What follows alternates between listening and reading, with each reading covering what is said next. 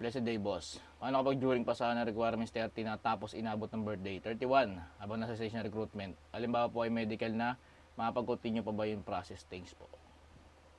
So, big shoutout sa'yo, Sir Chip Arcrim. Okay. So, ang rule kasi doon sa application is 30. 21 to 30, not more than 31, no? So, alanganin ka dyan, boss, pagka abutin ka na ng 31 during application. No, kailangan kasi upon outtaking 30 ka pa lang. So baka i-slashing ka diyan, no? Sad to say baka i-slashing ka diyan, pakuwanin ka ng age waiver, no? So kasi maraming applicant na kalaban mo.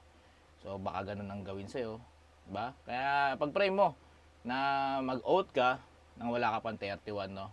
Para makaswak ka sa oblo. Or else, process mo na agad yung age waiver mo, 'di ba? Habang nagpa-process ka rin ng application kung alam mong dehado ka. Diba? Ganun lang. So, walang imposible.